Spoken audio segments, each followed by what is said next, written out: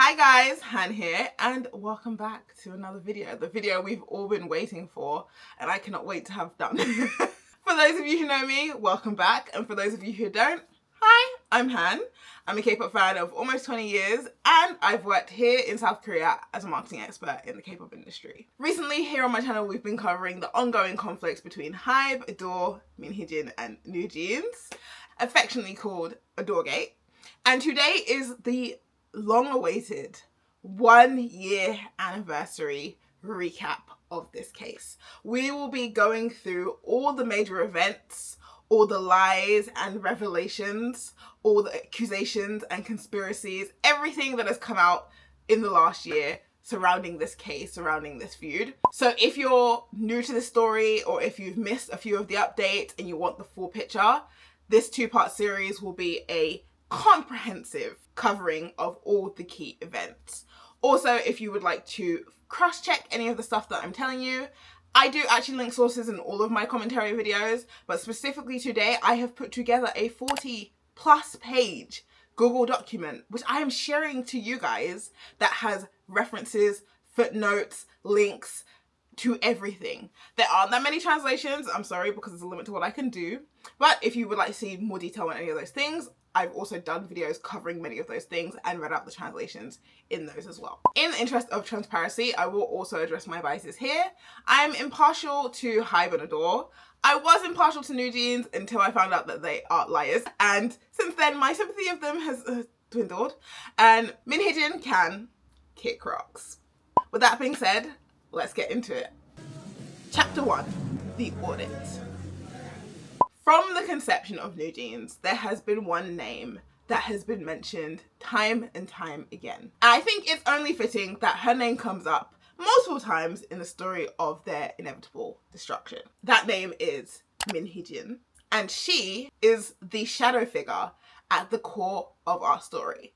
And she sits at the center of the single incident that kicked off this whole saga. The audit of ADOR carried out by HYBE in April 2024. On April 22nd, industry insiders released reports saying that HYBE had carried out a surprise audit of their sub-label ADOR following reports of a planned management takeover by the CEO of ADOR, Heejin. We wouldn't find this out until much later, but it turns out that the reason that HYBE was tipped off about this management takeover is because Heejin had been meeting investors, namely Neva and Dunamu, one of which was already an investor in Weverse, another part of HYBE. So they instantly saw that, there seems to be a bit of a conflict of interest here, and they reached out to HYBE in February of 2024. Little did we know at the time that other events had already also been taking place within HYBE's walls that had signaled to them that something was weird about Heejin. There are two main things that we will discuss a bit later, and that is Heejin's request to change key parts of her shareholder agreement,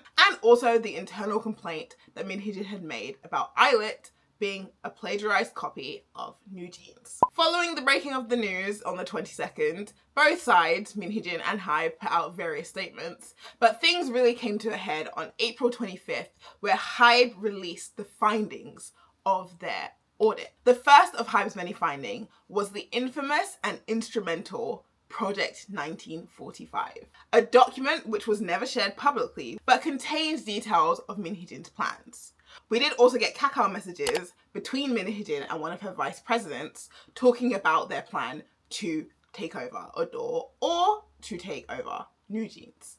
So what was in this document? Firstly, let's just talk about the title, because I think this context is also interesting in order to understand Heejin's mind frame at the time of this. Project 1945 is making reference to the year 1945, the year in which Korea was freed from 35 years of Japanese colonial rule at the end of World War II. This is basically Heejin paying herself as the suppressed Korea under the oppressive Japan, aka HYBE, and this is her plan for liberation. On the surface, you might say that as, oh, that's actually quite noble. She feels like she's being held back, she feels like she's being suppressed, and she's breaking out. She's fighting against the oppressive powers that be. And that's what she would like you to believe. But when you actually look at the details of this document, the picture starts to change slightly. According to HYBE's findings, Heejin essentially had two potential plans of what she was going to do. The first was to pressure HYBE through media play and complaints from the parents into selling their shares, in which case investors she had spoken to, such as Neva and Dinamu, could then sweep in and buy the shares, giving her essentially a majority share holding, a majority of the stocks. And with that would come the power to make executive decisions because her co-investors, her co-conspirators, could always vote in favour of what she wanted. She would use this power to then make ADOR independent of HYBE and take full control of the company rather than it being a sub-label of the bigger entity of HYBE. The second plan she had was to obtain the rights to control contracts between artists and ADOR, essentially giving her the power to terminate the contract of NewJeans and then leave her position in ADOR and start fresh with NewJeans in another company. Although the Project 1945 document has never been shared with the public, we were able to see other proof in the form of Kakao messages between Heejin and one of her VPs.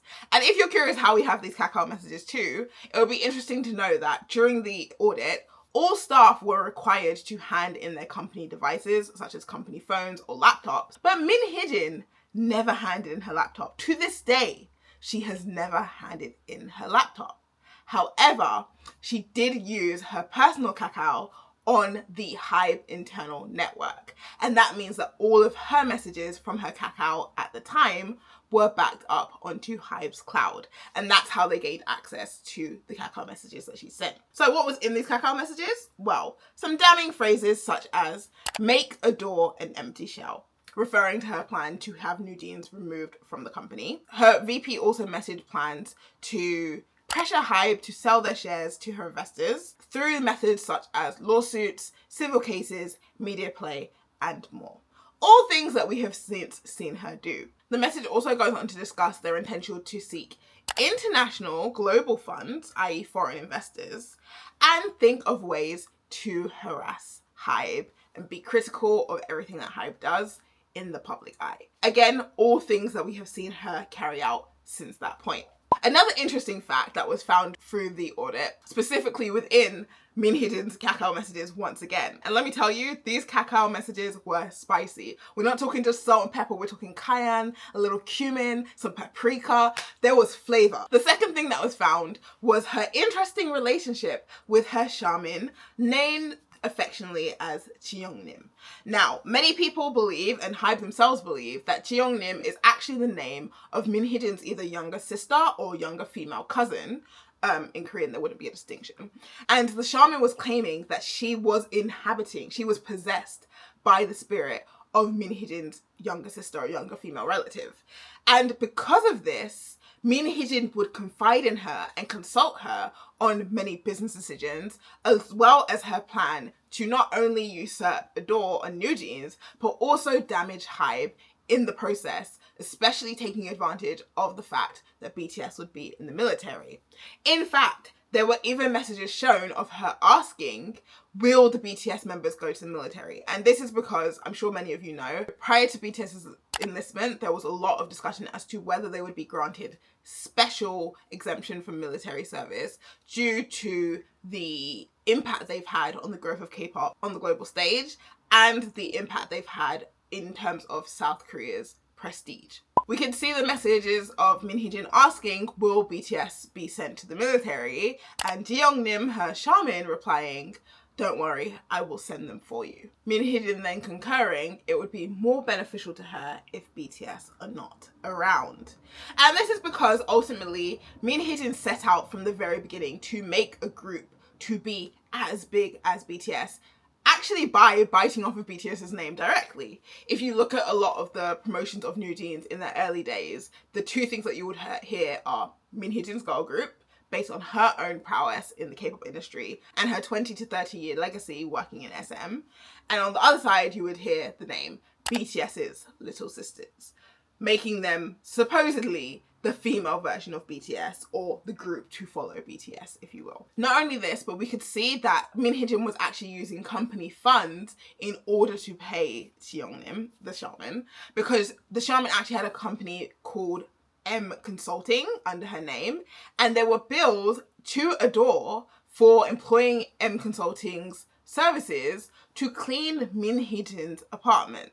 Now, Finance 101, for those of you who aren't familiar, A CEO is not entitled to use company funds to pay for their own personal things, even if it really was a cleaning service. But we also know that a shaman is not going to be cleaning her apartment, is she? The shaman was getting paid for her shaman services, which is essentially embezzlement. Not only that, but Min Heejin also consulted about various business decisions with the shaman, such as what to name her company, settling on the name ADOR, which members to take to join NewJeans, which is interesting because she will always say that she handpicked the members, and there was already existing lineup, which we'll talk about later, and also other minor business decisions such as which employees to employ when she was hiring. There's actually a case of Miss Park, who was actually recommended by the shaman herself and was subsequently employed. And also HYBE confirmed that many of the employees that were discussed between Min Heejin and her shaman are in fact even still now working in HYBE. It is also worth noting that technically discussing these kind of proprietary business decisions is also breaking the rules because those are private business decisions by nature. And also she's sharing the personal information of these candidates to an outside party, which they did not consent to when they applied for those positions. Now, while all of those messages are pretty damning in terms of a business sense, the ones that people found most interesting were the ones where Min Heejin was discussing other people, namely Bang Si-hyuk and also NewJeans. Regarding Bang Si-hyuk, the chairman of HYBE, she basically called him talentless, a copycat, and unintelligent, accusing him of getting to where he is today by copying her work, i.e. copying her in the creation and upbringing of BTS. Questionable. I would say most likely referring to the competition between EXO and BTS when they both first debuted, but that's a story for another day. In terms of NewJeans though, many people were shocked to see messages of her insulting NewJeans, and all of these messages came out prior to the audit in April 2024. The final finding from HYBE's audit was Min Heejin's intentions to utilize the parents of NewJeans in the fulfillment of her plans to take over ADOR's management or take over the management of NewJeans. At the time, it was not clear whether the parents were knowingly being used or if she was simply manipulating them. But as our story progresses, I'm sure you'll find yourself believing that the parents were in fact in on the scam. Prior to the audit actually taking place, on March 30th, the parents of NewJeans sent letters to ADOR and HYBE by extension, complaining about contractual terms in the exclusive contract agreement between the members. And actually there are records of Min Heejin talking about how she would have the parents do this because the complaints needed to come from the parents in order for her to not be violating her shareholder agreement. Similarly, on April 20th, just days before the audit began, Min Heejin once again expressed her interest in the mothers or parents of NewJeans being the ones to complain to HYBE about things they were unsatisfied about. She said, "The mothers will be the ones filing complaints with the Fair Trade Commission. It won't look right for the subsidiary, i.e. ADOR, to file a complaint. It's better if the mothers criticize. The fact that the mothers filed a complaint alone will prove innocence. If the subsidiary complains, there could be accusations of harming the company." Remember that line, accusations of harming the company, because that is going to be very essential when we get to the legal battle that followed this. In addition to Neva and Junamu reaching out, I also mentioned that HYBE already had some insight into the fact that Min Heejin was trying to do something suspicious. And that's because in December 2023, Min Heejin had tried to apply or request some changes to her shareholder agreement. So the first change that she suggested was that she wanted a higher valuation for her put options. At the time, Min Heejin owned an 18% share of ADOR, and she had a put option valuation of 13x. Basically, when she sold her shares, she would get 13 times the value, right? But she was trying to ask HYBE to adjust the agreement to make it 20 to 30 times the valuation. The reason she wanted to ask for this higher valuation is because Min Heejin's shareholder agreement technically ends in November 2026. However, she would be able to nullify her non-compete clause if she were to sell all of her shares, which she could do from November 2024. i.e., if she were to sell all of her shares in November 2024, she could just up and leave the company and go and start her own company and do whatever she wanted, right? She claimed that she plans to debut a boy group before the end of November 2024, or before the end of 2024, and that would be the reason for her higher stock valuation, because the company would be worth more. She would have done more work and she would have given more value by that time, so she should be entitled to receive more value as well. And HYBE did deny this in the end. They said, no way, Jose. But it was actually shown that she had discussed this in messages with her shaman also, whether she should ask for 20 or 30x. And the shaman had actually advised her to go for the lower number, but she got greedy. She actually did also ask for the complete removal of the non-compete clause. Non-compete basically means that if she were to quit her job for a certain period of time, she would not be able to go and do the exact same kind of work. So as she was a CEO of a music label in the K-pop industry, if she had a non-compete, it would likely be that she could not be a CEO of another company in the K-pop industry for a certain amount of time. I believe the time period was 2 years. I'm not 100% sure on that, but it's not relevant. And it was actually for the same reason that she came as a branding officer to HYBE at the time she did, because of an existing 1-year non-compete she had with SM Entertainment. The final request that Min Heejin had asked for was the complete power to be able to terminate contracts, including artist contracts, on behalf of ADOR without going through the ADOR board of directors. Remember that HYBE owns 80% of ADOR and they would be on the BOD. So if they went through the board of directors, HYBE would have a vote, HYBE would have a say. But if they gave her the power to do that by herself, essentially she could cancel NewJeans' contract by herself without ever getting HYBE involved. Of course, HYBE was like, why would we do that? And they denied all of their requests. But it's interesting to see how premeditated her plan was, because remind you, all of this happened prior to the audit, and these all are in line with the things that were mentioned in Project 1945. Now, following these accusations, of course, Min Heejin was not going to remain silent. Even before the final audit results came out on the 25th, from the 22nd, when the news broke about the audit, Min Heejin had already started to prepare her response. And honestly, at this point, many fans honestly weren't too concerned about this feud between Min Heejin and HYBE, because it's corporate stuff. It's a CEO and a company arguing about this and that. It doesn't really affect us as fans. However, Min Heejin was the first one to make our interested fans peaked by mentioning the names of two groups, namely NewJeans themselves and Audit. Firstly, she claimed that ADOR and NewJeans had been under constant attack by HYBE, trying to undermine their achievements and essentially replace them by plagiarizing their style with their new group, Audit.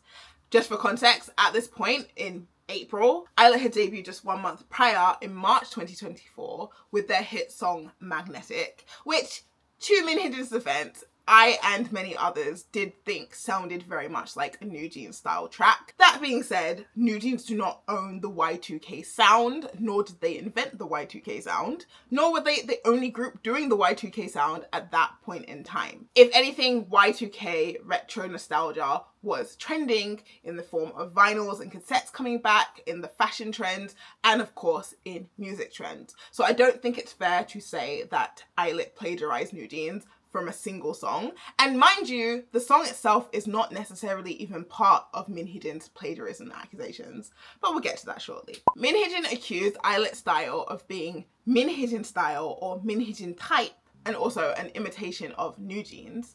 And she said that because Chairman Bang Cheok was involved in the production of Audit, this was essentially HYBE's attempt at replacing NewJeans and not caring if two of their groups were essentially competing because they were more interested in profits and quick money.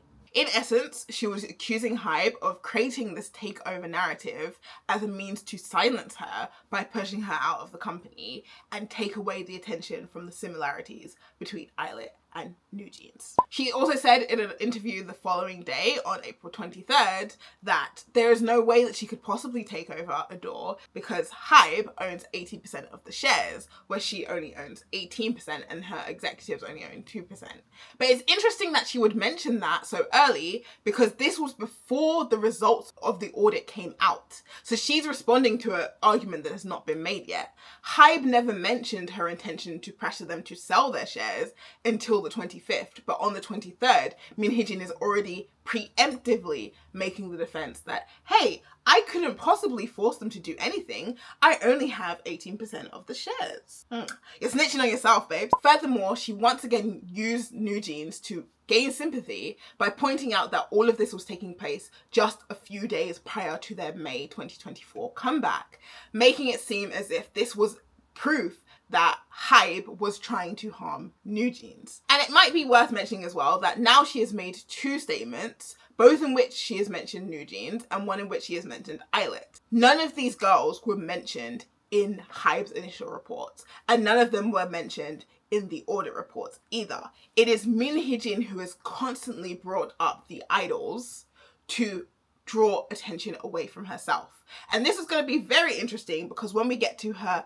April 25th conference, the same day as the audit results came out, where she did an emergency press conference for 3 hours, she once again brings up the members and moves the focus away from herself. However, she at the same time says that this should be an argument between adults. Why are the children suffering? It's very interesting because she's the one who ever brought the children into it. She specifically says this in terms of Audit. She's saying that I'm not trying to attack them. I'm not trying to criticize them individually. This is not their problem. This is the problem between adults. But she's made it their problem by naming and shaming them to the public. Now, this press conference in and of itself is really and truly the point that made all of us key into this story, because many people could not believe the way she conducted herself during this press conference. Normally, a CEO who's being pressured for any reason would come with a nice suit, clean hairstyle, perfect makeup, the clipboard with their statement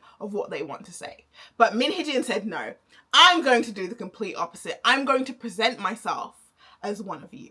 She came in dirty clothes with messy hair, her now infamous ball cap and striped sweater, and she cursed and she cried, and she ironically did the exact same thing she accused the company of doing by sharing her own personal cacao messages with Bang Shi-hyuk and with the at the time CEO Pt.1 of HYBE. And she basically gave a very emotionally driven appeal to the public to say, I am not a businesswoman. I am a regular person just like you. I am a mother protecting her children. Those children being NewJeans. And this display of emotion and rawness really won over the hearts of the Korean public. Many people were on her side. She also threw in a few things such as feminism and being a young female CEO in a company where most of the other executives or all the other executives are men, and having to cater to their egos, deal with the patriarchy, and how she felt she was essentially being oppressed at work and she was fighting the good fight for women everywhere in the workplace. We'll come back to that. Those of you who know where this story goes are already rolling your eyes. And although her own lawyers were smirking and laughing and cringing at the way she was conducting herself, ultimately she said a lot of very strong statements that would become crucial, instrumental to the rest of this case, and would be constantly brought up and will be constantly brought up in this video as well. Firstly was the accusation that NewJeans was supposed to be the first girl group from HYBE. She mentioned that when she joined HYBE, although she joined as a branding officer, she started to work on Source Music's new girl group, which at the time included the NewJeans members. She didn't say how far along the progression of that girl group was, but she said that at some point she wanted to take the group in a different direction to what Source Music and what Bang Si-hyuk wanted, and she asked to be able to create her own company, to which Bang Si-hyuk agreed, and that was the birth of ADOR, and ultimately that's what led to the creation of NewJeans. However, she says that she was promised that her group would be the first to debut. However, they pushed her back and actually told her not to promote NewJeans so that LE SSERAFIM could debut first. For those who are not aware, LE SSERAFIM debuted in May 2022, whereas NewJeans debuted in July 2022, so 2 months later. This was her first example of how NewJeans had been shunned within HYBE from their very conception, because Bang Si-hyuk did not want her to succeed with her own group in a way that he did not approve of. She wanted to take them in a direction he didn't like, and then they were doing well, and he didn't want that to happen. The second claim she made, of course, was now the addition of, now that my group is successful, he's butthurt about that, and therefore he wanted to debut a group with the same style to replace my group, aka calling Audit a copy of NewJeans. She said that their look was the same, their sound and their choreography was the same, and that they had even done the same brand deals that NewJeans had done, or the same magazine covers that NewJeans had done.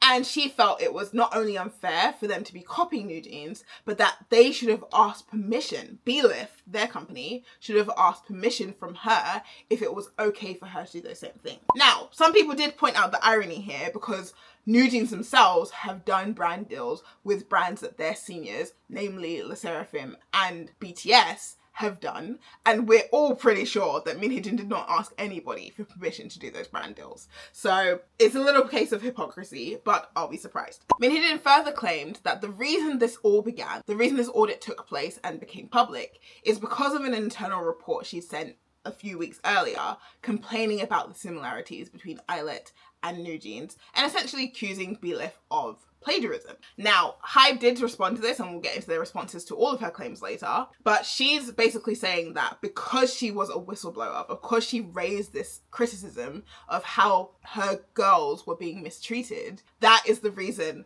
that HYBE came up with this narrative to now try and push her out of the company. She also tried to appeal to the public by tugging at her heartstrings, by explaining her mother-daughter relationship with the NewJeans girls, how they were the realization of her vision, how close they'd grown in an environment where they were essentially shunned by the rest of HYBE. And of course, she used very emotional and somewhat manipulative language to make people feel sorry for her, mentioning about how distraught she's been over the last couple of days, how she's not been able to eat and sleep, even mentioning how she thinks that everybody just wants her to die and how everybody would be happy if she died. 아니 이 아저씨들이 미안하지만 개저씨들이 나 하나 죽이겠다고. And she even mentioned how the NewJeans members had reached out to her and cried with her on the phone because they were so worried about her, because that's a regular relationship to have with your boss, right? She complained that she's under a slave contract where, because of her shareholder and her stock agreements, she can't really leave HYBE. Even if she wants to, she can't continue to work in the K-pop industry,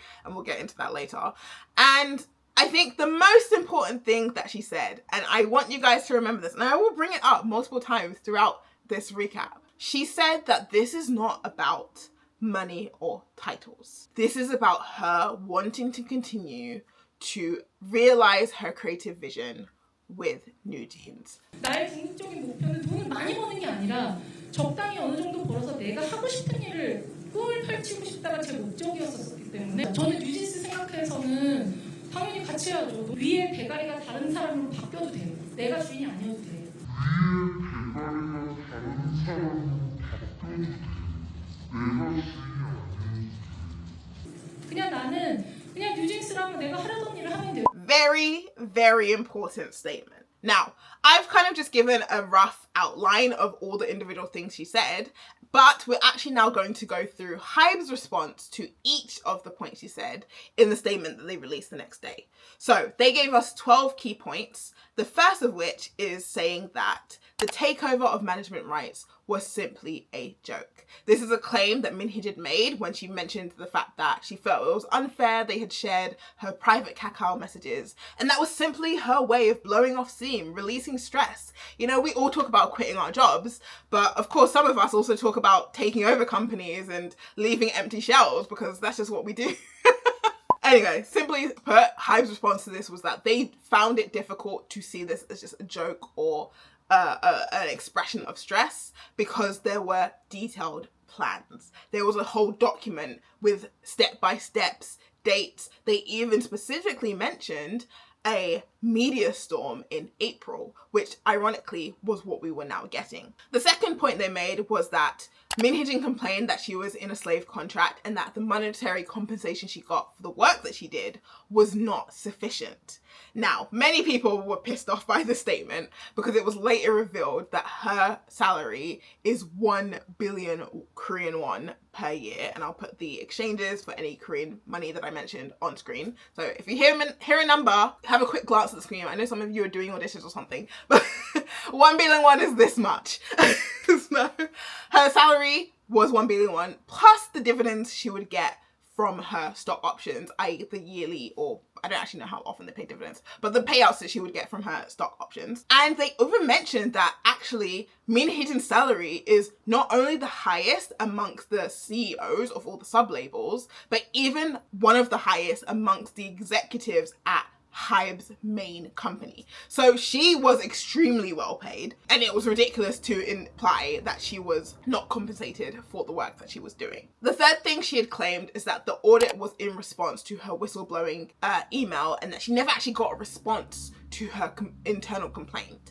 But HYBE revealed that actually they had sent a 6-page written response to Min Heejin on April 22nd prior to the audit taking place, and Min Heejin had even read it at noon that day. So she'd already received a response to her internal complaint, and the audit was a completely separate issue. The fourth thing she claimed is that there was no guidance on the return of information assets. She essentially claimed that when they seized all the company laptops and phones and files for the audit, interfering with the plan for NewJeans' May comeback, there was no information on when they would get those back, how they were to continue working. HYBE was very quick to swoop in and be like, no, that's not the case, because not only did they actually copy all the files and provide replacement laptops and replacement phones, but they had actually tried to reach out to Min Heejin personally via landline, email, and mobile phone messages, but Min Heejin had not responded. And as I said, she has still not submitted that laptop. So the question is, what's in that laptop? Because if they, bear in mind, we found all this stuff from the cloud,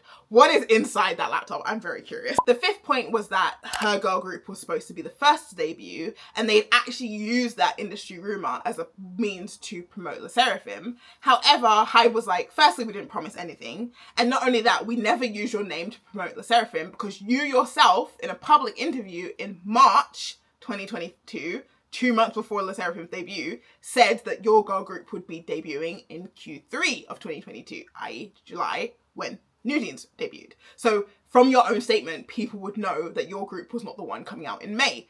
So how could we have used your name to promote this girl group? The sixth point was that she said she was told not to promote NewJeans, which again, we've just already kind of discussed. She mentioned them back in March, so that's not true. And actually the delay of NewJeans' debut was due to a disagreement between Source Music and Min Heejin in terms of the direction, which kind of lines up with what she said, that she wanted to take her somewhere that Source Music and Bang Seok potentially didn't agree. And also that it was actually Min Heejin's fault that NewJeans did not debut at the time they were scheduled to, and we'll talk about what that was because we now know the details. And also for Source Music side, they were adamant that they wanted Sakura and Taewon from IZ*ONE to debut in their new group. So because Min Heejin didn't want them in NewJeans, and because Source Music were stuck on that Sakura and Taewon had to debut in Le Sserafim, or had to debut in their new group, this was part of the reason that ADOR and Source Music ended up developing 2 different girl groups. And it was Min Heejin's fault that NewJeans ended up debuting later, which we'll talk about. The seventh point was that HYBE has been neglectful in promoting NewJeans. And HYBE, actually, this was personally one of my favorite responses that HYBE gave, because they came with numbers, they came with receipts. They were like, it's difficult to claim that we've been neglecting the promotion of NewJeans. In the past year, there were 273 press releases for NewJeans, 659 press releases for Big Hit Music, which operates 8 teams, including BTS and individual activities. So that would be BTS, TXT, all the members' individual activities, and Heejin collectively had 659 press releases, whereas NewJeans by themselves had 273 press releases. Also, there were only 365 press releases for Pledis Entertainment, which has 4 teams, including 17 their subunits. I think From 9 is also Pledis. So you can see that as an individual group, NewJeans had way more press releases than any of the other top artists, i.e. BTS and 17, in HYBE. So how could you say that we did not promote them? The 8th point was the claim that she's under a slave contract, which they were just like, nah fam. Again, if you're a slave with a 1 billion won salary, stock option dividends, put options, a luxury apartment, what kind of slavery y'all doing? This is a bit different from the slavery I know. Anyway, this was very left field. She also mentioned something about ESG management. I'm sure you guys know there's always the constant conversation about, is K-pop eco-friendly, or how is K-pop bad for the environment, all this kind of stuff. And she mentioned how she had pushed for NewJeans albums not to have random photo cards, so it didn't encourage like bulk buying. And HYBE was like, we are working on promoting and making our album manufacturing process more eco-friendly. I'm sure you guys have noticed in the last 2 or 3 years, a lot of like the photo cards or paper or plastic wrap is all now like biodegradable stuff. They actually pointed out that amongst all labels, ADOR had actually been the most uncooperative in the changes to the more eco-friendly manufacturing and production options. They even said which internal staff members are very well aware of. They said, bitch, we got you, we got receipts, and we're all talking about you. The 10th point was that Heejin said there was no attempts to have conversation with her or communicate with her before they went public with all this stuff. And HYBE simply said, we didn't tell you about the audit because that's the purpose of an audit. It's supposed to be a surprise, so you can't prepare and hide things. But we have continued to try and communicate with you since the 22nd, and you've refused to respond. The 11th point she made was that the shaman is simply my friend. And again, I'm just blowing off work steam. I'm just sharing my thoughts. And HYBE, once again, were like, well, you're paying her with company funds and you're sharing proprietary information, things that should be private. And you're even asking outsiders to help you make internal business decisions. And I think also, like, I will say, like, culturally, from a Korean perspective, this is especially sticky because of the impeachment of Park Geun-hye for basically doing the same thing. She had a friend who she was using her presidential powers to benefit, and she was using her friend to make essentially like governmental decisions. And this is a point that many people were angry about, because it's like, no, we have a democracy. We voted for the president that we want to be leading the country, not the friend of the president to be leading the country. Anyway, just thought I'd throw that in there for a little bit of perspective on how the Korean people would have reacted to that. And finally, the claim that HYBE had intentionally done this during NewJeans' comeback period or comeback preparation period. And this is proof that HYBE does not care about NewJeans. And HYBE simply said, once again, it was Heejin's side who started the argument, because HYBE had never intended to bring NewJeans into this. It was her who mentioned NewJeans. And they even said CEO Min's side is the one actually threatening the company, using the artists as hostage. Okay, so that was the big media storm that took place in April 2024. But it left us with a lot of questions, especially surrounding Heejin's recruitment into HYBE, how she ended up becoming the CEO of ADOR when she was never hired to be a CEO. Also, what was the truth regarding the Le Sserafim situation and the Islet situation. But fortunately, our ever trustworthy good friend Dispatch would be there to answer a lot of those questions. So let's actually talk about some of the facts surrounding those things. The first thing is about Heejin's joining of HYBE. How did she go from being hired as a branding officer to suddenly being a CEO? For those of you who don't know, Heejin actually joined when HYBE was still Big Hit Entertainment back in 2019. And she was hired to be the chief branding officer, basically meaning she would be in charge of the branding, the marketing for all groups within HYBE. And specifically, one of her first big assignments was to be part of the debut project group for Source Music's new girl group. I would say that she was probably given this position because of her previous success with Red Velvet and FX under SM Entertainment, and also the boy group she's managed like SHINee and EXO were also very popular. People always hate when I say this, but I will give her her flowers when necessary. Heejin is very good at her job. She's very good at branding. So I can understand why a company like HYBE, a company like Big Hit, which is trying to grow, trying to expand, trying to break into the market and prove that BTS are not just one-hit wonders, or Bang Seok is not a one-hit wonder with BTS, would take someone like Heejin. Now, I, at the time, and many other long-term K-pop fans, questioned this decision because Heejin has a reputation. And we're not going to get into that reputation today because it warrants a video of its own, and maybe I will do that one day. If you would like to see that, leave a comment. But there was a lot of question marks and a lot of concern about her joining the company, which, as time reveals all, turned out to be accurate. Hindsight is 2020. She was brought in because she's good at what she does, and for whatever reason, Bang Seok thought that this was a good opportunity and that they could use her skills in his new business venture, i.e. turning Big Hit into HYBE. So Big Hit became HYBE in 2021, and it was around this time as well that ADOR was established. So it was like they were rebranding and reshuffling all this stuff anyway. Let's just establish this new company. And the reason was, as Heejin kind of said, she was telling a half-truth here. She wanted to take the group in a direction, and she wanted to be the leader of that direction. So she asked Bang Seok, can I take these girls into my own company so I can be in charge of this? We could actually see that during early 2021, Heejin did start to take over a lot of the roles and responsibilities related to the production and debuting of NewJeans. So essentially Bang Seok had agreed. Now, let's talk a bit more about ADOR as a company before we get into the debut of NewJeans. ADOR was established in 2021, and HYBE actually invested 16.1 billion won into the establishment of ADOR. That would include things like the branding, the trademarks, all that kind of stuff. It would also include the staff, which Heejin is accused of actually poaching a lot of the staff from Source Music. Mind you, there was already a project group working on the debut of what we now know to be NewJeans. All of those staff were basically essentially pulled out of Source Music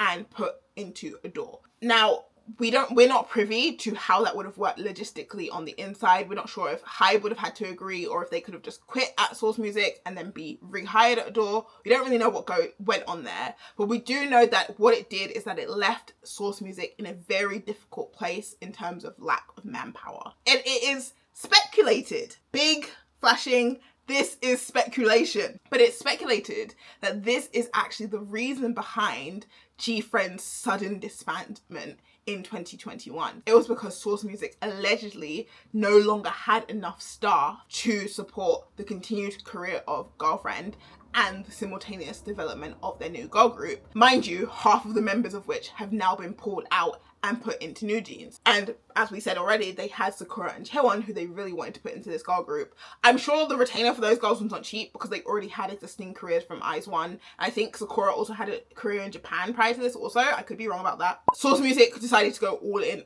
the development of Le Sserafim, and that was somewhat related to their inability to support the continued career of G-Friend. Allegedly.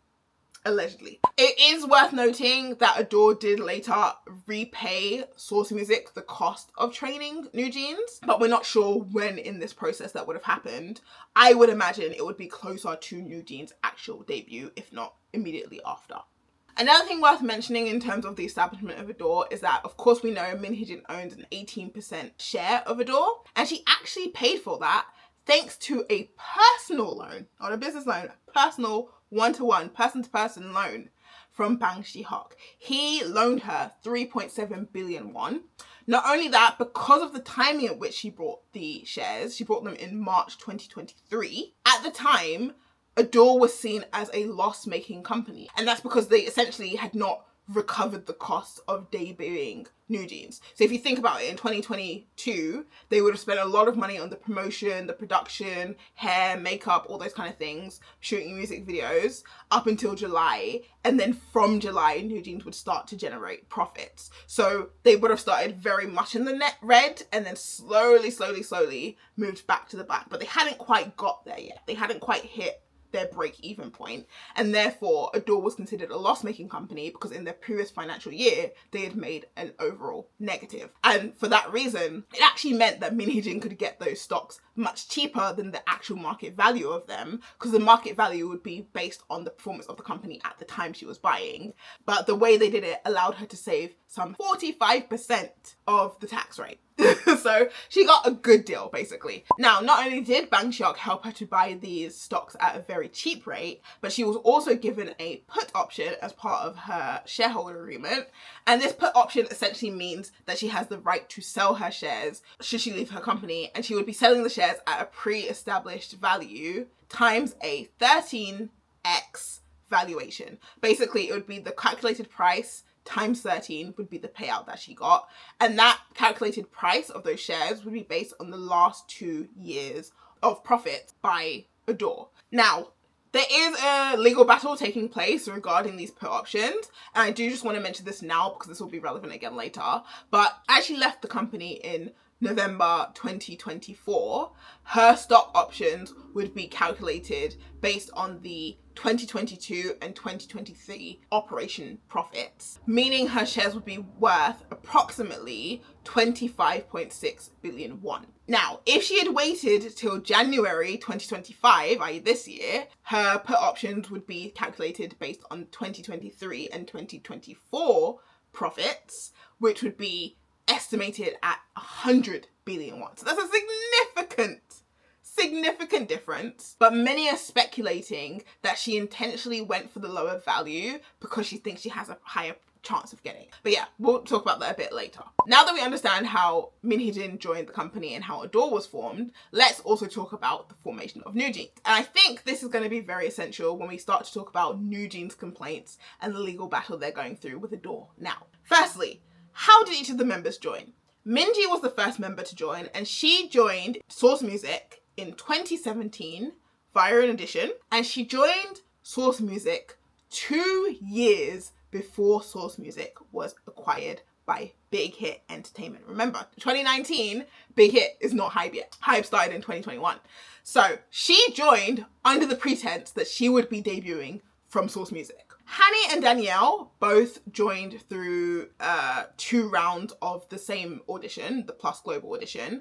And this was a joint audition between Big Hit Entertainment and Source Music. For Hani, she joined in 2019 and Danielle joined in 2020.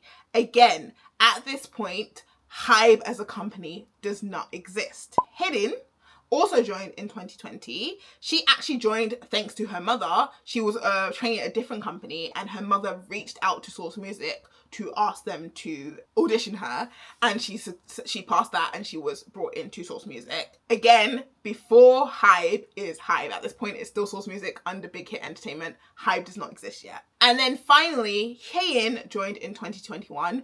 She was actually a personal recommendation from the CEO of Source Music. So all 5 members of NewJeans joined Source Music under the pretense that they would be debuting from Source Music. Only Heejin, the very last member, the youngest member, was even aware of the concept of HYBE at the time that she joined the company. The final lineup for the Source Music girl group was actually decided in 2021, and they were scheduled to debut in the second half of 2021. And it was at this point that ADOR was formed and the girls were taken from Source Music to ADOR. And we know this thanks to 2 pieces of evidence. First one is the leaked video of the 7 members of NewJeans, i.e. 5 members of NewJeans plus 2 unknown girls, practicing the choreo to what ended up being one of NewJeans' earlier songs, Attention, meaning that that song was in completion. The demo had been recorded and the choreo had been made more than a year prior to when they actually debuted in July 2022. Furthermore, we have cacao messages of the CEO of Source Music communicating with Min Heejin in April 2021, asking when they would receive the concept file and promotion schedule or plans from Min Heejin, and she responds in that message that the establishment of her company comes first. So this is proof that on Source Music side, they are ready to debut their girl group. They've already said that we're going to debut our girl group at the end of this year, 2021, or in the second half of this year, 2021. And all we're waiting for is Min Heejin's branding documents, because again, she's in charge of the marketing. And Min Heejin herself is the one who said, I'm gonna work on my business first, and then we can deal with your little girl group. So if Min Heejin had prioritized NewJeans' debut, it's very likely that they would have debuted in 2021, the year prior to when LE SSERAFIM debuted. But she's saying that, oh no, they pushed NewJeans' debut back. No, she pushed NewJeans' debut back because she was the one who wanted to prioritize the formation of ADOR so she could poach the members rather than finishing the branding work for them to debut under Source Music. We can once again see this in the transferring of the roles and responsibilities from Source Music side all to Min Heejin in Q1 and Q2 of 2021. We already know from the audit that she had consulted with her shaman about the naming of her company and which members to pick, but also some of the messages that we saw had her discussing how she could push Source Music and Bang Seok out of the creation and control of her group and make them under her control solely. So Min Heejin painted it as, oh, we had different visions and we wanted to go in different directions, but actually the evidence suggests that Source Music and Bang Seok were willing to work with her in this group, but because she wanted them in her own company, because she wanted them under ADOR, and she somehow, some way convinced Bang Seok to make that happen, that's how NewJeans came over to her side, but that was also the reason for the delay in their debut. So, long story short, was NewJeans' debut pushed back for LE SSERAFIM? Short answer is no, it wasn't pushed back at all. At least not by Source Music. And the long answer is, it was pushed back because Min Heejin wanted to debut them through her company rather than through Source Music. And it was the delay that Min Heejin made that was the reason that NewJeans debuted late, so happening to be after LE SSERAFIM. I'm sure on Source Music side, they just continued with the development of LE SSERAFIM after they lost NewJeans, and probably, for all we know, maybe some of the elements that LE SSERAFIM now have would have been part of the NewJeans that they made at the time. Who knows? The second question that we need to answer is Audit a plagiarism of NewJeans? Now, this one is a little bit more subjective, but we're going to talk about the evidence that HYBE and more specifically BLIF Labs themselves have given rather than my own personal opinion, because that's not what we're here for. We're here for a recap. As we mentioned in Min Heejin's April press conference, she claimed that Audit were made as the replacement of NewJeans because Bang Seok and by extension HYBE were not happy that the group that he did not work on ended up being so successful. Of course, as you can expect, Audit faced a lot of backlash following these statements. Many people were calling them copycats, calling them NewJeans wannabes, and even though Audit themselves are not actually responsible for their concept and for the branding that they have, it was the members who were facing the brunt of that backlash. BLIF Lab decided in June, on June 10th, to upload a video addressing the accusations that Min Heejin had made against them. And here are some of the key points that they made. So first things first, they mentioned that Audit's concept had been finished in September 2023, 6 months before they actually debuted. And their branding concept file was actually available to all the CEOs of all the labels within HYBE. Actually, throughout the story, we've learned that actually a lot of information is shared between the CEOs of different labels within HYBE, such as promotion schedules, comeback schedules, tour schedules and things like that, so that they can essentially avoid competition between groups which would have similar fan bases or audiences. For example, not having all their boy groups come back at the same time and so on and so forth. Although that doesn't always work out, but at least you can make informed decisions, right? So this branding document would have been available to Min Heejin for 6 months prior to Audit's debut. However, is it not suspicious that she did not raise any questions? She did not send this whistleblower email until April 2024, 1 month after they debuted.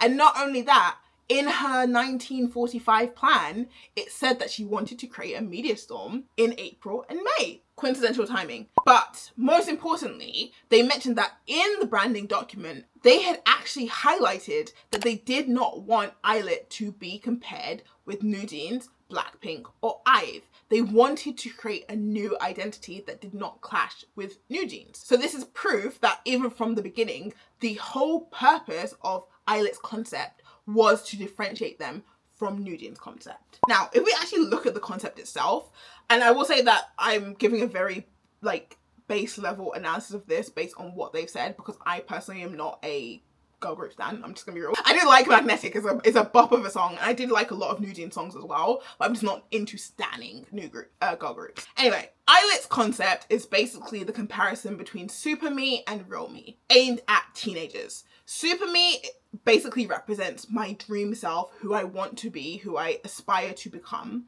And the Real Me is the more mundane, but still beautiful, a reality that many teenagers live. Basically teaching them how to appreciate the small things in their real life while aiming to live their dream life. Now, I'm sure we all know very well that NewJeans style is more focused on Y2K, late 90s, early noughties nostalgia, bringing back that R&B sound, bringing back that retro feel and the retro fashion. And it's a time where glam and soft glam and full glam and all these kind of terms and things did not exist. It's a much more, in a way, natural visual, and that was supposed to be their thing. In this world where everything is made up and beautiful, they are just natural, a breath of refreshing fresh air.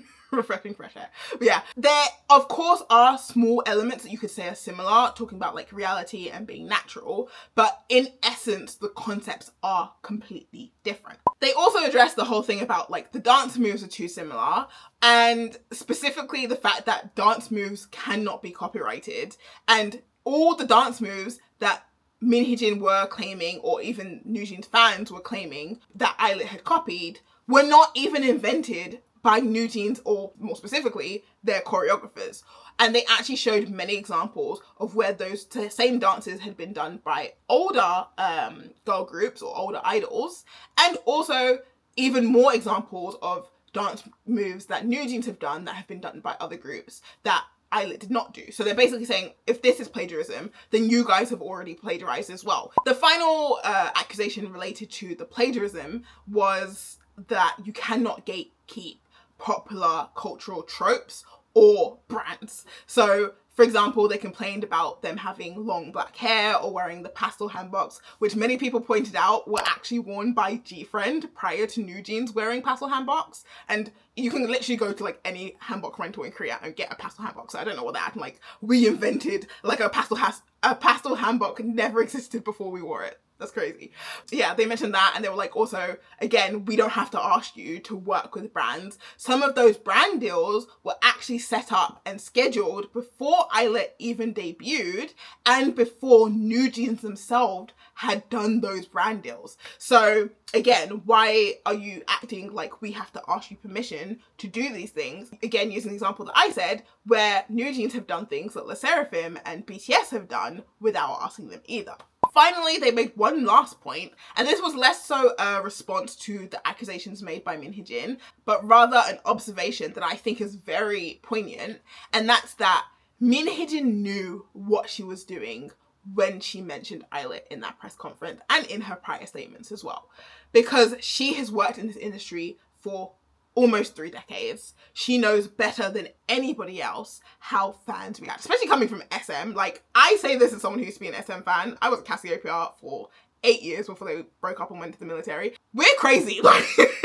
Cassiopeias were crazy, XOLs were crazy, showers were kind of chill actually. Netizens or NCTs, I don't actually know how you say that out loud. NCT fans are crazy. That is the trope of SM group fans. We are intense, okay? And coming from that background, you know how defensive fans can get about their groups. So you knew what you were doing to Eyelet, that you were directing all this negative attention and all this backlash and all this hatred towards them via the fans by mentioning them in this statement just 1 month after they debuted. And I don't mean to get into conspiracy, but a lot of people think that the leaking of Garam's history as like the school bullying situation that Garam had following the debut of Le Seraphim was also caused by Min Heejin. That's completely hearsay. Again, a big flashing. This is just a rumor. This is alleged. There's speculation only. But a lot of people thought like, oh, isn't it crazy that the two girl groups that Min Heejin is complaining about both had scandals directly after they debuted. And for those of you who never kept up with the Garam situation, basically her whole school bullying incident was actually completely misreported. It was basically she had defended a friend who'd been bullied, but because I think the way she defended her was like violent or something, then she was also written up for bullying. But actually, like, if you look at the situation morally, I think 99% of people would be on Garam's side. So she really didn't deserve all the hate that she got, and I kind of feel sorry for her, but I hope she's doing well. Just to bring it back to our main timeline, after the posting of this video, honestly, it was quite divisive.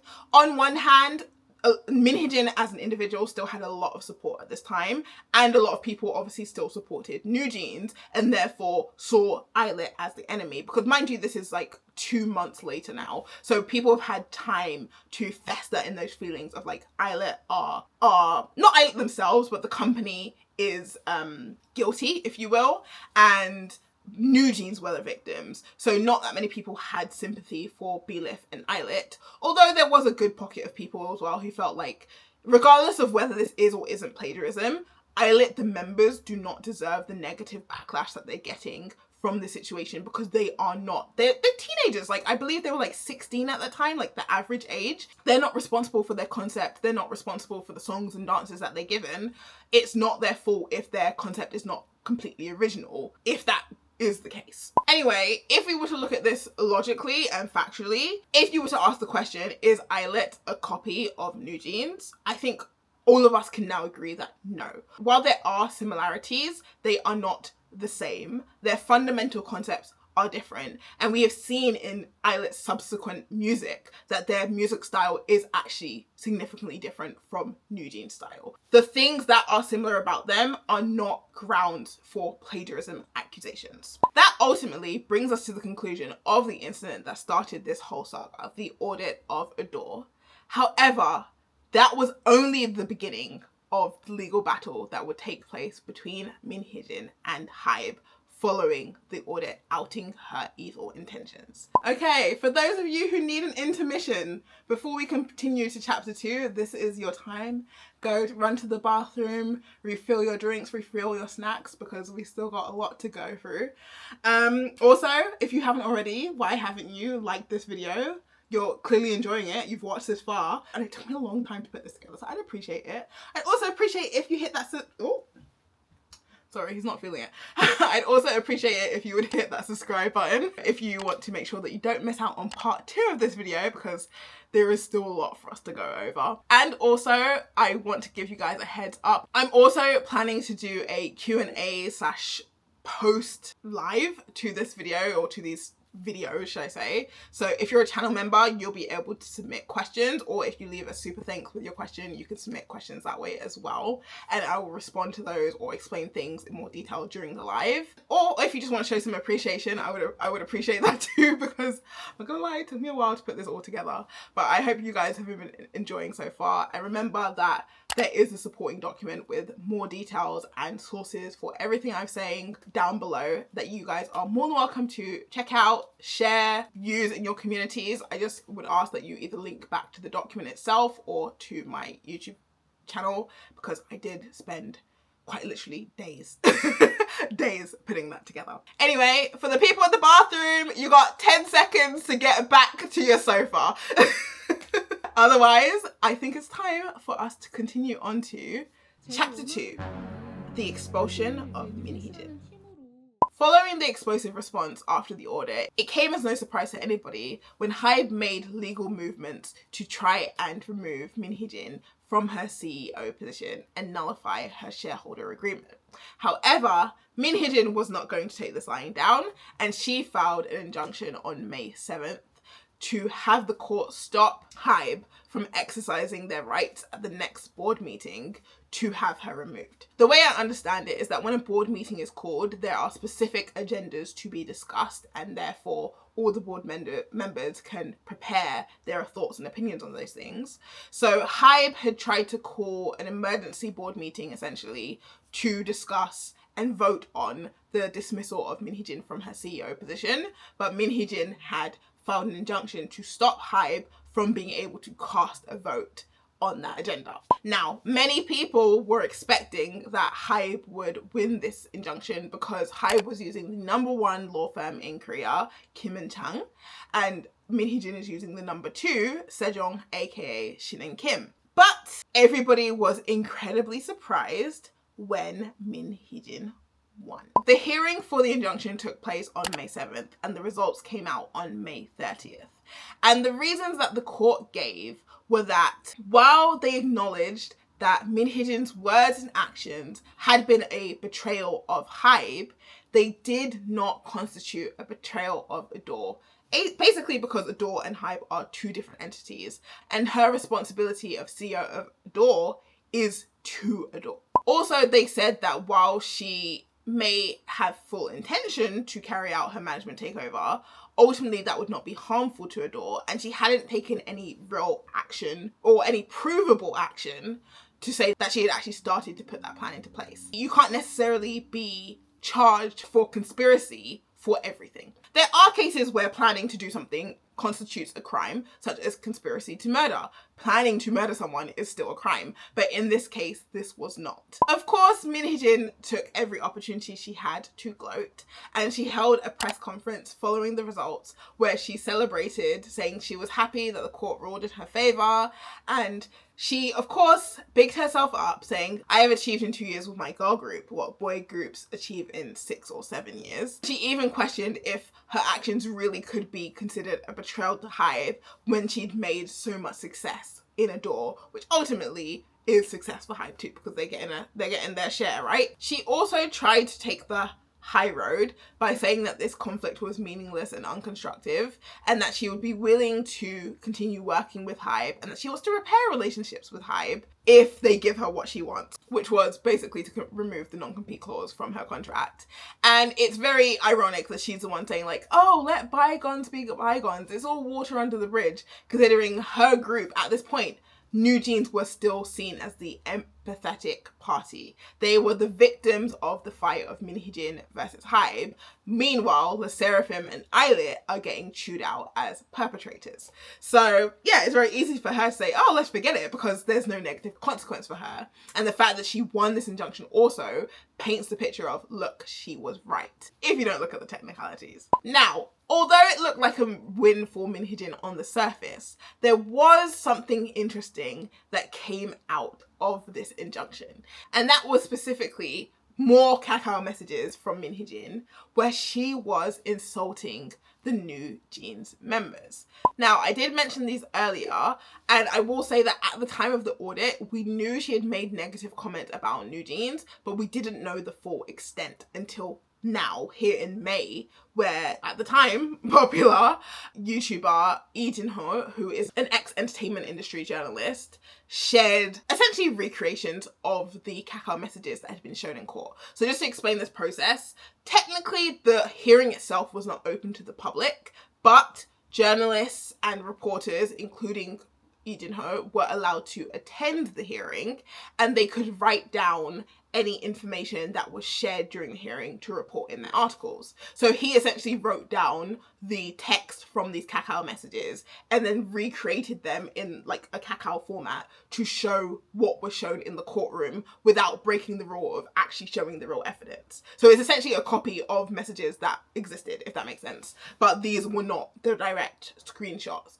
from the HYBE cloud system, but these were the messages that HYBE presented in court. And you might say, doesn't that bring the legitimacy of these messages into question? But I would say that Min Heejin herself has never denied the reality of, or the legitimacy of these messages. She has never once, about any of the Kakao messages that we've talked about or will talk about, said, I did not say that. She simply always states that the messages are taken out of context. Now, what do these messages say? They say things such as, if those girls ever act arrogant in front of me or disrespect me, I'll kill them. Or look at them, all they think about is looking in the mirror, and every time I see them I feel disillusioned. And she throws out other things like calling them fat and saying that they better be grateful to her. And again, these are all messages that took place before this audit began. So this was the first point where people started to question this image she'd made of herself as the mother of NewJeans. I mean, technically not every mother's a good mother. Some mothers hate their children, some mothers are jealous of their children, but she had presented herself as like this mother willing to suffer and willing to sacrifice and do what it takes to protect her children. But this is how she talks about said children in private. Questionable. This is the first point where people started to question, what are Min Hee-jin's true motives and what are her true colours? Especially since she's still pushing for the removal of this non-compete clause. Now, while Min Hee-jin won her first injunction, this was also not the end of her legal problems because of a completely separate ongoing conflict she had with an ex-employee of ADOR.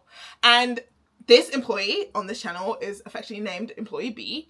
I will preface that there is a little bit of confusion in the Korean reporting of this because she's often referred to as she, like Miss A, but they also refer to one of the VPs, i.e. VP Lee Sang-woo, who is also integral to this story, as director or VP A as well. So there's a bit of confusion, so I just called her Employee B in English, and then we'll refer to VP Lee as VP Lee, just to make it easy to understand. So this story again is not actually directly related to the HYBE Min Hee-jin or ADOR NewJeans situation. However, it is relevant because it gives more insight into Min Hee-jin's character. I'm not going to go too much into this in today's video because it is a very complex topic, but if you would like to see me go into the full details of it, you can check out the video that will come up here above.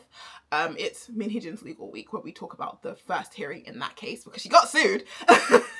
But I will just give a quick breakdown of what happened here before we get back to our main timeline. So as we know, the audit of ADOR took place in April 2024, but in March 2024, the month prior, Min Hee-jin was facing a different internal conflict with one of her ex-employees. This employee, Employee B, claims that she was sexually harassed at a work dinner between VP Lee, business client, and Employee B. Only the three of them were present. And she was basically invited to that dinner to perform as an escort, to be entertainment to two older men, and she felt that this was inappropriate. So she decided to file a complaint and to resign from her position in ADOR. Now, HYBE and ADOR both did internal investigations, but it was found that Min Hee-jin had actually intentionally worked against Employee B while pretending to be cordial to her face. She had written an 18-page defense of VP Lee that also included a scathing review of Employee B's work, basically slagging her off, saying that she was a terrible worker, her performance was subpar, and this was just her causing problems. Meanwhile, VP Lee is a fantastic addition to our team. He provides value to our company, this, that, and the other. And she submitted that on VP Lee's behalf. VP Lee also had to submit his own statement, and Min Hee-jin actually revised and rewrote his statement and then submitted that on his behalf. And because of those two interferences, HYBE actually ended up finding that there was insufficient evidence of any wrongdoing and dismissing the case, by which way ADOR also dismissed the case, and Employee B left feeling very hurt. She was going to let it go until a July 25th dispatch expose sharing private messages between Min Hee-jin and VP Lee where they were absolutely slagging her off. And not only that, but she also made very many anti-feminist statements. She was saying these are the reasons that she hates working with women. She actually used derogatory terms for women and for feminists, and she said that she hates working with women. And mind you, this all happened in July, so this was after the first injunction, after the initial audit, and public sentiment was still very much on her side at this point. This is again one of the points where people started to be like, this Min Hee-jin babe is a little bit peculiar, because remember, we just got the messages of her disrespecting NewJeans a month ago, and now we're getting messages of her disrespecting women entirely. And don't you forget that during her press conference, she said one of the reasons she's being oppressed is because she's a female CEO. She really painted herself as a feminist icon, a woman fighting for women empowerment in the workplace.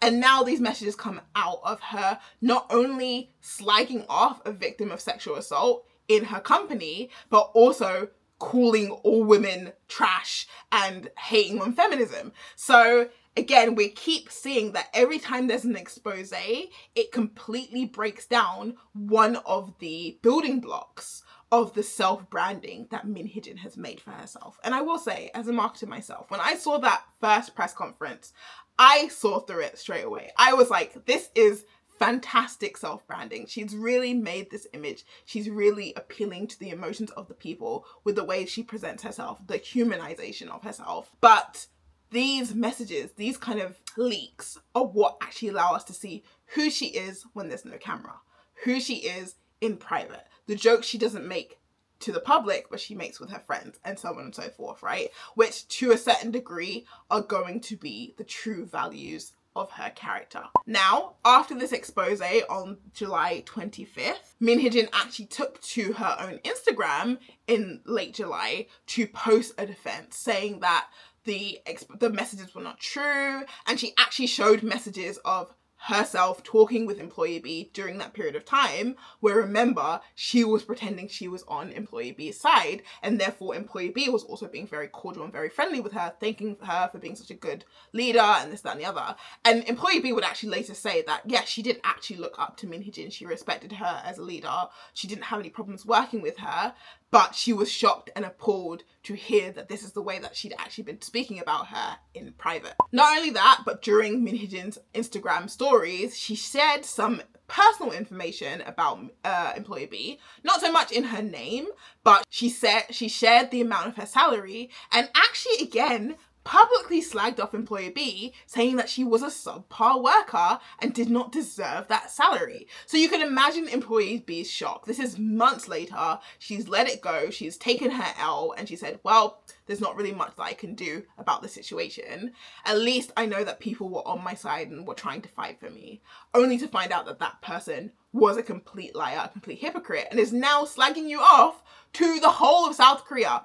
And employee B did some subsequent interviews in mid-August. She opened her own Instagram account as well, where she posted some statements. And then she did a faceless interview on JTBC Newsroom, where she expressed how shocked and hurt she was by seeing Min Heejin's statements, and how people around her had figured out she was employee B because she left ADOR and obviously continued to work in that industry, and people were able to piece together the timing and things like that, and how she really just felt like she'd been caught up in the whole Min Heejin versus HYBE conflict, even though it had nothing to do with her. But now that she'd seen Min Heejin's true colours and everything was out in the open, she actually decided to take legal action by reporting Min Heejin and VP Lee to the Ministry of Labour and suing Min Heejin for workplace bullying and the mishandling of her case, and sharing her private information. Very rightly so. And specifically in terms of the lawsuits against Min Heejin, employee B made it clear that she didn't actually want anything from her except an apology. But for her to be able to file a lawsuit, there has to be monetary damages. So she was suing her for 100 million won. And on September 11th, the court actually seized Min Heejin's home because they were concerned she would not have the money to pay the fine. So by this point, Min Heejin has taken plenty of legal action against HYBE, right? She did her press conference in April at which she had legal representation. She did her first injunction, and at this point in September, she's about to file her second injunction. So she has had continuous legal bills up until this point, and now she has this new case being filed against her by employee B, which she will obviously need lawyers to defend her on. So we don't know the exact number of her legal costs, but she is using the #2 law firm in Korea, so we can guess they're going to be expensive. And even with her $1 billion a year salary and her dividends from her stock options, she doesn't have 100 million in cash to pay employee B if she loses, and her home needs to be seized. I think that's very telling. To wrap up the situation with employee B though, in November the case was deferred for mediation. However, on January 6th, where the first hearing took place, Min Hee-jin's lawyers essentially refused to settle and said they would not settle under any circumstances, and the hearing was carried out. And in March, on March 24th, employee B posted to her Instagram saying she had won. So she said that Min Hee-jin was found guilty for interfering with the investigation and fined. Min Hee-jin was also found guilty of workplace harassment / bullying and fined. But Min Hee-jin is trying to countersue and supposedly also appeal that decision. But unfortunately, due to lack of evidence, VP Lee's case was dismissed, and she rounded up by basically saying that she will continue to fight and continue to update us when things happen. And she noted that while she gave Min Hee-jin 4 opportunities to apologize, she never did. VP Lee had apologized at the start when all of this took place, but he retracted his apology, and apparently HYBE had apologized to her privately once it was revealed that Min Hee-jin had interfered with the investigation. So you can again hear the full details of that case in the video that I've linked. But I think this tells you a bit about Min Hee-jin's character, first and foremost, and most importantly. And I think it also tells us a little bit about her finances and the things that are happening with her in her private life behind the scenes in relation to this case. Because she did also give a talk in, I believe, October at the Hyundai Card event. And she mentioned that she had spent an exorbitant amount, 2.3 billion won on legal fees up until that point in October. So just shortly after some of the things that took place here, after her home was seized. One can only imagine where she is now. Now, while HYBE did lose that first injunction, it actually only applied to the emergency board of directors meeting they called on May 31st. HYBE would still be allowed to raise the same agenda again and vote in future board of directors meetings, especially the routine ones that were already pre-scheduled. So Min Hee-jin would essentially have to file a new injunction every time that agenda was raised to be able to stop HYBE from voting. And furthermore, Min Hee-jin's injunction win was actually only to protect herself. 2 of her co-conspirators, named only as Shin and Kim, and there's a little bit of confusion as to whether either of these people are VP Lee. As far as I know, they're not, as far as I could find. That's as much as I could confirm. But they were 2 people very close to her who had also come over from SM. They were removed because they were not covered by Min Hee-jin's injunction. And HYBE were still able to pick 3 of their own new board members, because again, they have an 80% share, so they can say, hey, we want to do this, let's vote, I vote yes, basically. They could unilaterally make this decision, and they implemented 3 new board of directors. Kim Joo-young, at the time, HYBE's chief HR officer, Lee Jae-sang, HYBE's chief strategy officer, and Lee Kyung-jun, HYBE's chief financial officer, basically outnumbering Min Hee-jin 3-1 on all future decisions. They would be there to essentially babysit her and keep her in check and make sure she's not doing anything fishy and report back if she is. On August 27th, a subsequent board meeting was held, and of course, this time HYBE was allowed to exercise their voting rights, and they had Min Hee-jin removed from the CEO position. However, they did keep her on as an internal director.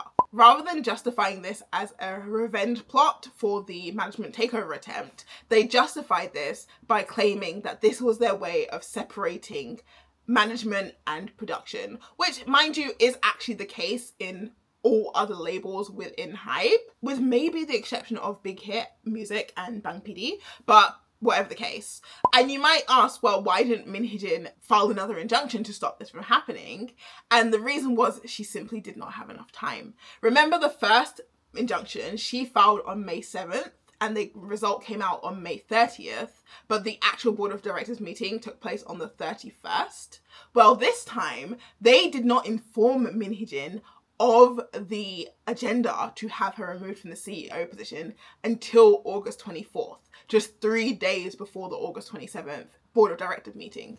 Basically, they tied her hands in such a way that she did not have time to file the injunction. Actually, Min Hee-jin herself did not even attend the board of directors meeting in person, probably because of her ego, and she just phoned in to participate and listen to the decision that had been made for her. As a result, not only was Min Hee-jin removed as CEO, but Kim Ji-young, the chief HR officer, was also employed now as the new CEO of ADOR. Another woman, mind you, which I think HYBE did intentionally, because remember, one of Min Hee-jin's first complaints in her press conference was that they were treating her this way because she was a female CEO. So it's very much a big FU that HYBE replaced her with yet another female CEO to essentially say, look, the fact that you're a woman is not the problem. Of course, Min Hee-jin complained, saying that this was a unilateral decision and that it went against her shareholder agreement. Following the decision, Min Hee-jin also did not show up for work at the company for weeks, and it's a bit unclear whether that means she simply did not come to the office and she worked from home, or she did not work at all. But whatever the case, she didn't come to the HYBE building for weeks. And of course, on September 13th, she filed a second injunction to basically try to reverse the decision that had already been made. Now, many people did think this was weird because typically an injunction is filed before an action is taken to stop the action from happening. But at this point, HYBE had already removed her from the CEO position and replaced her. So there was a bit of confusion as to whether the injunction could ever be granted, even if she was entitled to it. But whatever the case, she filed this injunction on September 13th. And this was just 2 days after NewJeans did their YouTube live stream asking for her to be reinstated as the CEO. Now, we're not going to talk about that just yet. That's going to be the NewJeans section. We're going to finish talking about the conflict between Min Hee-jin and HYBE, because I think it's important to understand all of this backstory and everything that happened first before we get to the actions that NewJeans took and how they contradict many of the things that Min Hee-jin has done or said. Now, the reason that Min Hee-jin filed her second injunction in the middle of September is because there was another board of directors meeting due to take place in October. And on October 17th, about 1 month later, Min Hee-jin was once again re-elected as an internal director and offered a producer contract for 5 years.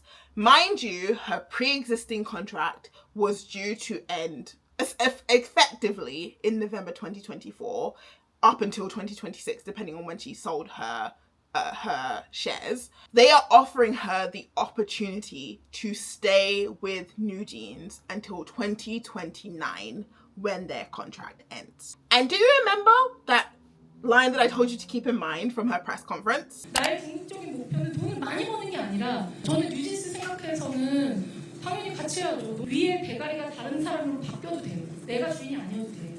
그냥 나는 그냥 뉴진스라면 내가 하려던 일을 하면 돼요. 제가 원하는 부분은 사실 이제 뉴진스라는 팀으로 제가 이루고 싶었던, 그리고 우리 멤버들과 이루고 싶었던 비전을 이루고 싶다라는 어떤 소망이 너무 사실 크고. This isn't about money and titles. I just want to fulfill my creative vision with NewJeans. Well, HYBE said, bet!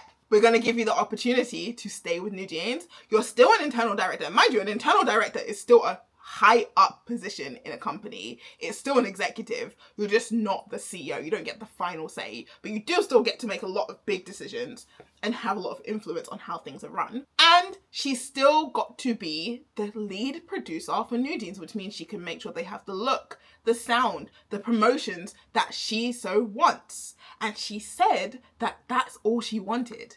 So they gave her everything she wanted. And what did she do? She turned it down. On October 29th, the court denied Min Hee-jin's second injunction, stating that there was insufficient legal basis for her claims. AKA, actually, this is not going against your shareholder agreement. HYBE was within their right to terminate your CEO position at the board of directors meeting that they did in August. Too bad. Get over it. And of course, Min Heejin shared her dissatisfaction, ultimately mulling over the proposal that HYBE and ADOR had given her and deciding to reject it on November 20th, where she handed in her resignation and officially cut all ties with ADOR and HYBE. She did leave, however, saying that she would be taking further legal action against them. And my goodness, my gosh, she is suing everybody and their mom. Now, you might expect that since Min Heejin left HYBE, she would have a lot of free time on her hands. But that, unfortunately, is not the case because she has been embroiled in numerous ongoing legal battles. Some of her own volition and some being thrust upon her. So I'm just going to give a quick overview of the legal cases that she has going on. Firstly, starting with the things that she filed herself. So the first one she has was filed in July 2024, and it is a defamation lawsuit against HYBE executives for sharing her Kakao Talk messages in the initial audit results expose, defamation and obstruction of business in relation to interfering with NewJeans may come back. The second conflict she's in is the legal complaint for her put option payment, which was filed in November. And as we discussed, HYBE did terminate her shareholder agreement, which she's in agreement with, but she believes that they were responsible for the termination. Therefore, she should still be paid her put options. And there was a very recent update about that, so we will talk about that shortly after this. The third was also filed in November, and this was her lawsuit against Belif Lab and HYBE's COO, Kim Tae-ho, which is in response to Belif Lab suing her. So we talked about the video that Belif Lab made explaining how Eyelit was not a copy of NewJeans, but also in July they filed a lawsuit against her for damages, which we'll go over, and she's countersuing. She's hoping to get 5 billion won from this for defamation. Also in November, she filed a professional misconduct complaint against HYBE PR executives for breach of trust, professional misconduct, and undermining NewJeans' achievements. This is in relation to the claim that they corrected an article where it said that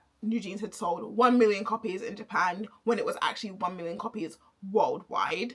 And she said that that was undermining NewJeans' achievements. We'll talk about that when we talk about NewJeans. And finally, in December, she filed a defamation lawsuit against Dispatch reporters for their various exposés and HYBE executives who she believed leaked the information to Dispatch. On the flip side, there are 3 major cases that are being filed against her. So firstly is Belif Lab's lawsuit, as I said, it was actually made in May, not July.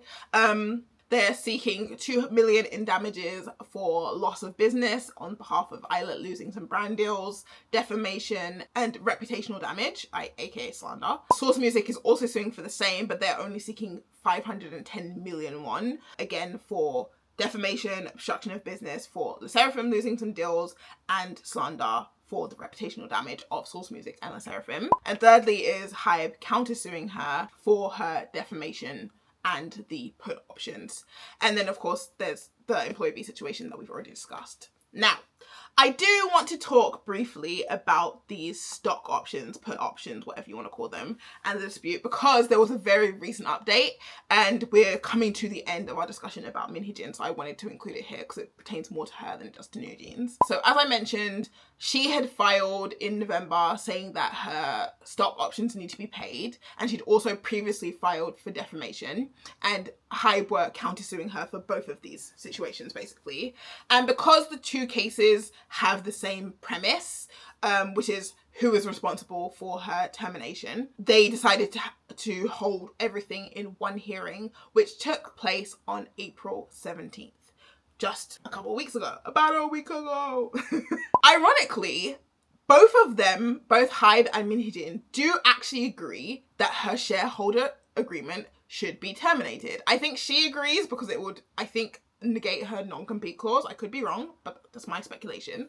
And of course, HYBE want to get rid of her, so of course they agree. But the conflict now arises from who is responsible for the termination. On Min Heejin's side, she's saying that HYBE is responsible. They unilaterally terminated her unfairly, and they did that in order to not have to pay her stock options, but she is still very much within her right to receive her stock options, put options specifically, at her 13 times valuation as previously discussed, which would net her 25.6 billion won. Of course, this would be probably startup capital for her own venture and also pay for all these legal fees.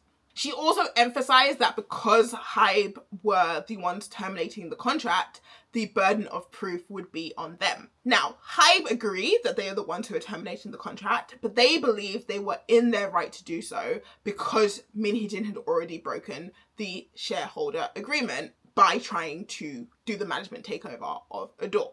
So because of this, she violated the shareholder agreement, so it would be terminated automatically and she would not be entitled to her put options. But not only that, they also have something called call options, which is basically, regardless of whether the shareholder agreement is still in place or terminated, they have the right to force Min Hee-jin to sell her shares back to HYBE, and they could do that at any time.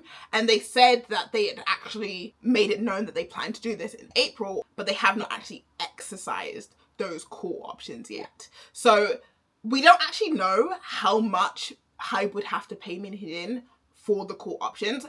From the research I did online, they would still have to pay her something. Like she is selling them something. Selling implies there's a monetary transaction, but we can assume that the value would be less than what she would get for her put options. And we can assume that HYBE could implement that at whatever time is convenient for them, since they haven't actually exercised that right yet, even though they said they're going to do it. So basically the court needs to decide who is actually in the right regarding the termination. Was HYBE within their right to terminate her, or did they unfairly terminate her? If they did unfairly terminate her, she's going to get paid. If they didn't unfairly terminate her, she's still going to get paid, but she's going to get paid less. That's basically the dispute here. As I said, the first hearing only just happened on April 17th. But the reason this became interesting again, besides the legal drama of it all, is the fact that following the hearing, Min Hee-jin put out her first public statement since she left HYBE in November through her lawyers. Between November and April, she has said nothing in defense of NewJeans, despite everything that's going on with them, which I'm sure you guys are somewhat aware of. Even if you haven't been following things closely, I know you know the last few months have been spicy. She said nothing at all. No statements, no, not even showing support for them indirectly. But the minute it's about her money, she's got something to say. It goes back to that statement she said at the beginning. This is not about money or titles. I just want to be with NewJeans. Well, when NewJeans needs you, where have you been? Why have you been silent? And when it comes to your money, why is it now that you feel compelled to say something? Now, going back in our timeline a little bit, there is one more thing that I would like to touch on regarding Min Hee-jin before we get into the NewJeans side of things. And that is the dispatch expose that came out at the end of 2024. So this is December 2nd, 2024. After she's already left HYBE and after NewJeans have started their own media campaign, and they have also in a way left HYBE, or left ADOR, should I say. Dispatch came with some crazy receipts, which as the saying goes, hindsight is 2020. Really puts a lot of things into perspective. I did do, again, a whole video where I went into the details of every single part of this, so I'm not going to go into too much detail, but I'm just going to point out a few important facts that I think it's essential for you to know. So the first thing first is in relation to Davalink. We already know that Min Hee-jin had tried to talk to Neva and Dunamu prior to the April 2024 audit of ADOR, and they were the ones who informed HYBE of her intention to carry out the management takeover. However, dispatch came with receipt of her meeting yet another investor in September 2024. So after she'd already been outed for trying to do a management takeover and meeting investors, they found her meeting another investor. And actually, that investor was the one who came forward because he got slighted. Without going into too much detail, the uncle of Heejin from NewJeans was also part of this. He was actually the one who connected the investor, the chairman of Davalink, with Min Hee-jin, and the three of them had a meeting at the chairman of Davalink's home. And Heejin asked him to invest 5 billion won into her business venture, including NewJeans. This is in September after she's already been removed from the CEO position and she's been given the internal director position, and this is just prior to them offering her the producer position for 5 years with NewJeans as well. But she's still meeting external directors. This is proof that Heejin is still actively working towards her initial goal, the 1945 goal of either taking over ADOR or, more likely now, taking NewJeans out of ADOR and establishing her own company. The second interesting part of the dispatch expose are more cacao talk messages. Girl, you need to start using WhatsApp. Cacao is not good for you. And this time it's talking about Heejin's shall we say, dubious ways of conducting business. So one of the questions that many people have asked is, how did she convince Bang Seok to let her open ADOR, to bring the NewJeans members to ADOR, take them out of Source Music, throw away basically all the work they'd done there, and also give her money to buy her own stocks in this company so that she would have some shares? And many people would point to these messages as the answer, specifically the phrase body lobby, which is as disgusting as it sounds. Let me just put a disclaimer here. Nobody is slut shaming. You are allowed to sleep with whoever you want, whenever you want, or wherever you want, as long as it's not like public indecency or something. The problem is not her willingness to sleep with somebody to get something. The problem is her using it to get favorable business decisions and business deals. There is a right and a wrong way to do business. This is essentially bribery with sex. Regardless of it being sex, whether it was bribery with sex, bribery with money, bribery with drugs, it's all morally, ethically, and legally, I'm sure, wrong. Okay? Many people also see this message as an explanation of why she was so critical of employee B, because it seems Heejin herself is more than happy to use her body when it benefits her, and she could not understand why employee B was just not willing to do the same. And finally, within previous messages with her shaman, there was the talk of love spells, especially I believe it was some doc that she wanted a love spell cast on, and then she would feed the doc to people who she wanted to make favorable decisions in her case. So it's very interesting how she talks about being anti-feminist and she hates women and she can't stand working with women, but she also at the same time wants to be in somewhat way empowered to use her body as she pleases and use her feminine charms to seduce these men into doing what she wants. Again, this is not a commentary on her wanting to sleep around or wanting to use her body to her benefit. Nobody is trying to slut shame her here. It's simply in business practice, this is not a legitimate way to do business. That's the criticism, especially in a conservative society like Korea. The next thing was the disingenuous attitude towards NewJeans. And actually these were the old messages that we'd already seen from Lee Jin-ho's expose on YouTube following the first Injunction. They were the same messages with the same context. It was simply that they were pointing out how now in December we had seen this play out. We'd seen how ultimately, while she said she cares about NewJeans at this point have done many things that are damaging to themselves, and Heejin has not tried to stop them. If anything, she has actively encouraged them. And that led to what was the most significant part of this expose, the tampering allegations. So we are going to go over the things that NewJeans have done and why those have not been necessarily favourable to them, even though they have been favourable to Heejin. But the important thing to know from this expose is that for every move NewJeans have made, Heejin has been the puppet master. She has orchestrated and planned and encouraged and been aware of every single step they've made, even while she was still an internal director in ADOR and while she was contractually obligated to let ADOR know if NewJeans were going to do anything harmful to ADOR or harmful to their own brand. But she didn't. And I think this is a perfect place for us to transition into our next chapter, where we bring in the stars of the show, the NewJeans girls themselves. However, I'm afraid you're gonna have to wait for part 2 to hear that part of the story. So make sure you like this video and subscribe so you do not miss part 2, where we are going to go over everything that NewJeans have done since September until now. I'm sure this video is about 2 or more hours long, so you guys can imagine how long it's taken me to put this together. And I've also got the supporting document that I've put down below. I know many of you guys will have questions or things that you want clarified, and actually I'm going to be doing like a Q&A session. So if you would like to have your question prioritized, join my memberships and you can send those in there. Or even if you don't want to join my memberships and you just want to show your appreciation, you can leave a super thanks or something on this video. I really appreciate all of it. In terms of the document, it's linked down below in the description. You'll be able to see sources in English and in Korean. I didn't read out a lot of the statements that various parties had made because we would be here literally for like 2 more hours. But if you guys would like to read verbatim the words that they said, I've also included like English subtitles to many things, and you'll be able to read ahead and see some of the things that we're going to talk about in terms of NewJeans. Also feel free to share that document anywhere you feel necessary, but I would appreciate it if you linked back to that document or this video, because when I tell you I spent days, okay, putting that document together.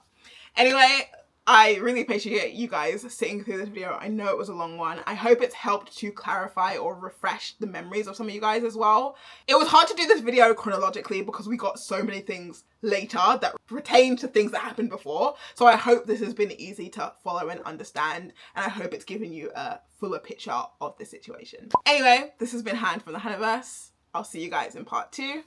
Thanks for stopping by.